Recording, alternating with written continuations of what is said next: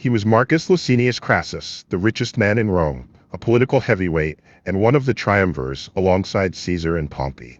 But wealth, influence, and political cunning couldn't buy him the one thing he craved: military glory. That ambition would lead him to a distant, unforgiving land, and to one of the most catastrophic defeats in Roman history. By 54 BC, Crassus had amassed immense wealth and influence, famously crushing the slave revolt of Spartacus. But while Caesar conquered Gaul and Pompey gained glory in the east, Crassus lacked a defining military triumph. His eyes turned to the Parthian Empire, a formidable rival on Rome's eastern frontier, famed for its formidable cavalry. He raised a massive army, 7 legions strong, some 40,000 men, and marched them into Mesopotamia, deep into Parthian territory. On June 9th, 53 BC, Crassus's legions encountered the Parthian army near Carrhae. It was a stark contrast in forces: Rome's heavy infantry, designed for close-quarters combat, against the Parthians' mobile, highly effective cavalry.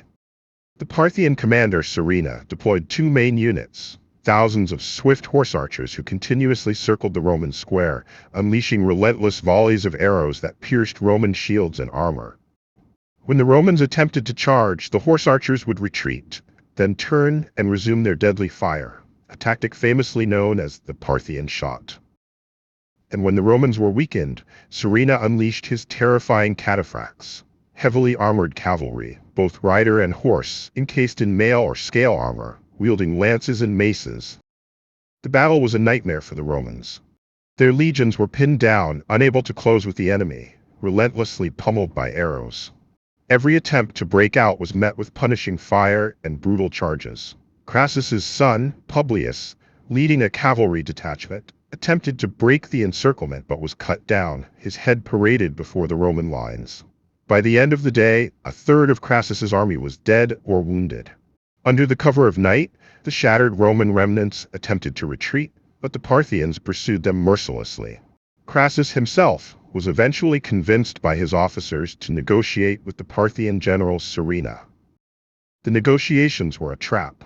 Crassus and his retinue were ambushed and killed. The exact circumstances of his death vary in ancient accounts, but the most famous and gruesome involves the Parthians pouring molten gold down his throat. His head was then reportedly used as a prop in a performance of Euripides' Bacchae. The Battle of Carrhae was a catastrophic defeat, a blow to Roman pride.